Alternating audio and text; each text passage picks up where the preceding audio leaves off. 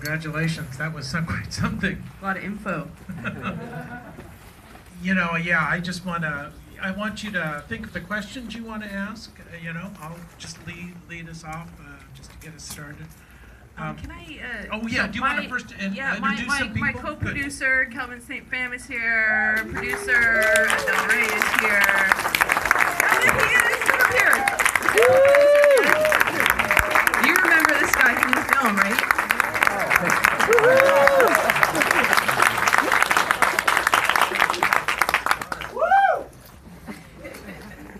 Yeah, I think I can speak for all of us in here. That was amazing to go deeper into a subject. You know, a number of us, of course, know about the Vietnamese nail sort of phenomenon and even know about Tippi Hedren, but I must say, to go so deeply in all of the issues, to bring this a story of resilience, and it's about family, you know, it's just really moving. So thank you so much for this, taking us on this journey and increasing our understanding and our empathy for one another. So that was really moving. Thank you. So Adele, maybe one or two questions. How did you come about to decide this would be your film project? Well, nail salons always made me uncomfortable, and I think it's from being an outsider, so I go into it in the film, even though I'm Vietnamese. I'm not seen as Vietnamese, I don't see myself that way, so the perception that they're talking about you in the nail salon kind of hit me in a way, because I understand when Vietnamese is being spoken, but I don't know what to say. So usually when something makes you uncomfortable, you're also attracted to it and sort of low-key obsessed with it. And I was getting really tired of these stories that come up every few years of the nail salon nightmare, right? And I feel like years ago, it was definitely more focused on dirty nail salons and being scammed in the salon than the health issues that the people who work in the salons are facing. So I just knew there was more to the story because there had to be a reason why so many Vietnamese people do nails. Like, every Vietnamese person you know in the US has some deep connection to the nail salon. And it was just serendipitous, you know. I kind of put out a call on Facebook and I met Kim Pham. And then I met Kelvin St. Pham through Kim Pham, so it's all family, really, you know. And then after I met Kelvin, it was curtains. Like, I knew that I had a great character and an amazing story. I mean, you know, he kind of lives and breathes the nail salon and is so accessible to all people, you know, and he certainly, like, opened up his salon and his life to me, you know. That's really special when you find a good character in a documentary film, you know you can make it work. Calvin, I think we're all fascinated also with the notion of a community creating sort of a new story for itself, a new culture in a way, and unapologetically, and yet in a bittersweet way. You know, this might not have been the life the community would have wanted, but it's remarkable how you both then become proud and you embrace it. What's it like to view this film? And have you seen it before? Yes, first of all, I just want to say thank you so much, folks. Did you guys enjoy the movie? You know, it's only been like 10 years in the making, folks. You know? Shit. Yeah, you got to take them on the road.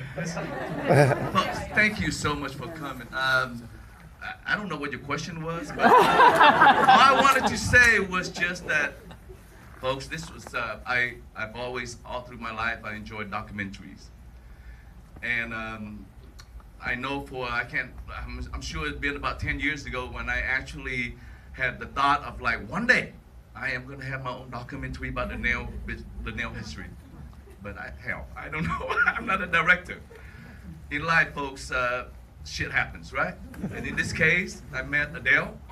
And, you know, it's, you know, she can tell you can ask her more, you know, I'm not in the business, so it's been a struggle, but I remember talking to her a couple of days ago and I said, you know what, honey, I would not change a thing to be where I'm at. I was in the back sitting next to the lady right there that almost didn't want to give me her seat. Kind of fall out. I was gonna say I'm the co-producer. Give me your seat right now. Folks, all I can say, thank you so much. It's just been a dream, and you know what? I'm happy that this film was able to be made. And Dale, thank you so much. You did an amazing story telling about it. It was so much more to this film than it was just my idea. My idea was just very simple. And when Adele took it over about 2 years ago and really did all the hard work behind the scene, you guys know, right? Editing and all that stuff. I have nothing to do with that, folks, okay? I saw it, and I just want to say I'm very happy, and I appreciate that you took me on this journey, in the nail industry. Did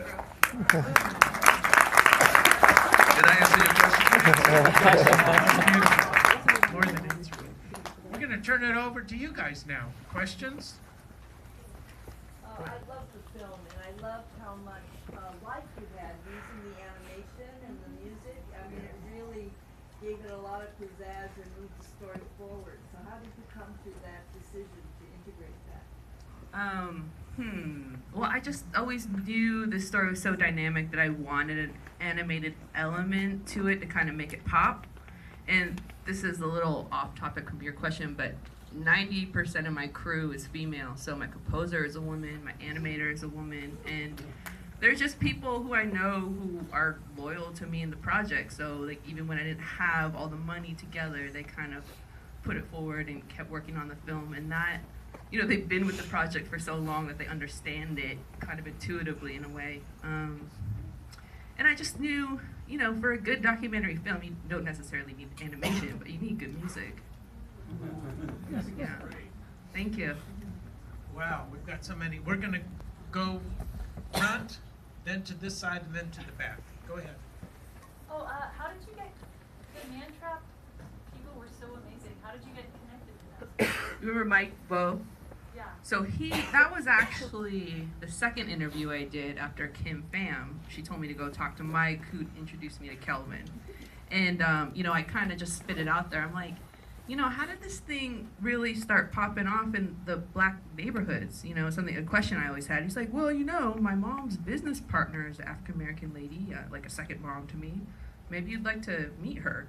And they hadn't been business partners for like 20 years or so. But again, Olivette's a character like Kelvin. When I met her, it just was perfect. The story that she was telling me was better than I had imagined it could be. And I really could make a whole film about Man Trap. So that's kind of like the next thing that I'm working on. It would be great to do some kind of narrative project that, isn't claws. Although I love Niecy Nash, it's like they don't really show respect to the Asian people in the salon. I don't like that. And it's so fun, like the story of Man Trap and Olivette and Charlie, man, I'd watch that every week. I want to see a series. So we went to this side. Yeah, right there. How did you become a filmmaker? Oh man, Kim? I grew up next to like a second run theater, and it was just like a second home for me. And then I babysat all the kids, and I'd bring them to the theater, and we'd stay there all day. So the first documentary I saw was Crumb, which actually was filmed mostly in San Francisco here, right? And that just really showed me where a documentary could go outside of like the television documentary, the formulaic kind of newsy documentary. And I just love stories and people, man. So I think once I got over the fear of not knowing where my money was going to come from, it was easier for me to kind of just go for it. And I don't necessarily recommend going to film school because it'll put you in insurmountable debt. But it gave me the space to make Parallel Adele, my first documentary, which screened at CAAM like 9 years ago now. And it was really that festival experience that gave me the confidence to say I'm a filmmaker and I can freelance, for example. Like, I have the skills to shoot and edit, And after CAAM, like, that film screened at all the Asian film festivals. So you kind of have to like keep plugging away at it and believe in yourself, and other people will appreciate your work, Yeah, I'm so glad that, Adele, that you allowed yourself in your story and introduced us to your father.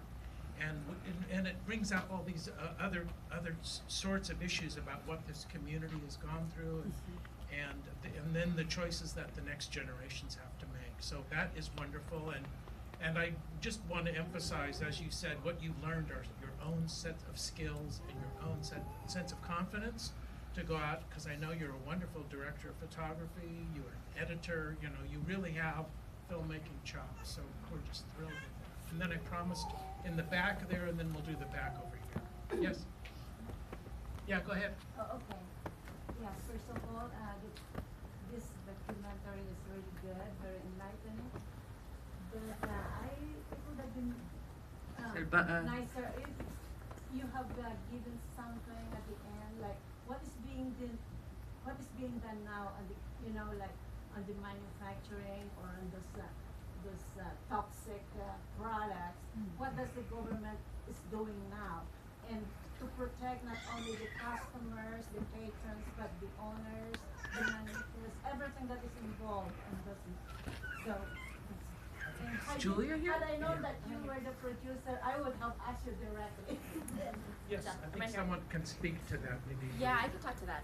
Hi everyone, I'm Julia Liao from the California Healthy Nail Salon Collaborative, and kudos again to Adele for this great film and untold story, really highlighting what is such an amazing, community and everything that's been put into this industry.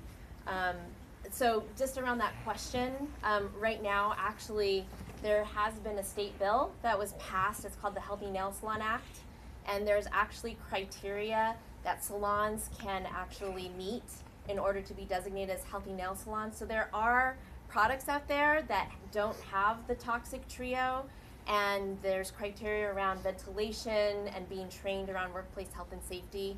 And so right now in California, there's about 200 salons that have been designated as healthy, but we do need everyone's help to actually patronize healthy nail salons and encourage, if you have a favorite nail salon that isn't a healthy nail salon, to actually think about how to make their workplace healthier and safer with these products. There's currently a federal bill that Senator Harris has actually, that's in the legislature right now around healthy nail salons. So we would love your support, because it is around getting the word out about the safer products that are out there that can be used by workers, and also some of the workplace practices, because we want this industry to be sustainable and healthy for everyone. They've made, you know, all the workers, the workforce members, everyone that's in this film has made such wonderful and amazing contributions to this nation. So we would love for you to support, and we'll pass out these postcards. This is to support just the federal bill and more information. And please, if you want more background, just go to our website, www.CAAMFunded.org.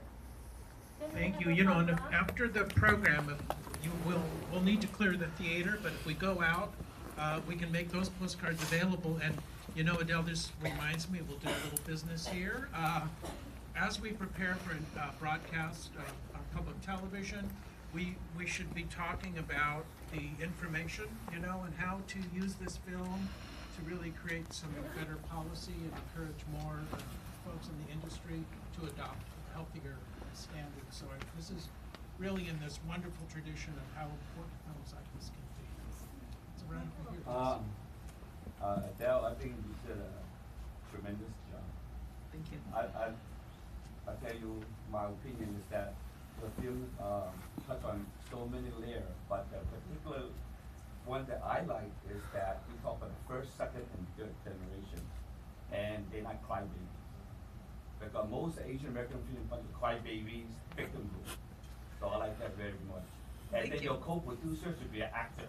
We've been saying that. What? We're in the show, the Man Trap Over show. there. Yeah, we'll do another one back there. Oh, okay. Thank you for your response, but I have a follow-up. Why would it be to the consumers? You said it's like ours, the consumers. consumers will just have the initiative to either support the healthy and the why don't you? I mean, why is there not something to prevent those that are not health certified from doing business? Because many consumers just they just nail salon. Okay, they want to go there. They may not be able to see or discern that they are not health certified or their products are not safe. So why leave it to the consumers? Why not the enforcement go direct to the business itself? You know, I'm sorry. Well, let's try to. We only have a few minutes left. If we can stay more with the film and not the follow-up issues. Yeah. Yes, this corner. Who's that really talented rapper at the end of the movie? Oh, that's my little brother. Is that? Yo, who is that? Who is that? That's my little brother. I also filmed that music video. Okay, maybe one more question. Yes, right there. Thank you so much. I love the film. I loved how you weave personal stories with historical narratives and, like gentleman said earlier, the different layers of being on the racial issues and then the health issues. I just really appreciate all the layers. And my question is, as you were asking people how did the Vietnamese nail salon industry started, I'm sure you heard a lot of different anecdotes of like, oh, it's that person and that person and that person. So how did you land on this is it, this is the story of the origin? Because I researched and I could not find evidence of an all Asian nail salon as we know it, like I say, before 1975. And there is some discrepancy, like perhaps Koreans were the ones who started the nail salon industry. But even when you go to New York and you talk to old school Korean people, some of them still give it up to the Vietnamese, you know? So sometimes two things can kind of happen at once. And, you know, this is a film. We need stories to attach our imagination to. But I really do believe the Tippi Hedren Genesis story is reliable because I just haven't heard of any other Vietnamese who were doing nails before the fall of Saigon. Again, Adele, thank you. What a triumph. Thank you all for joining us. Great afternoon.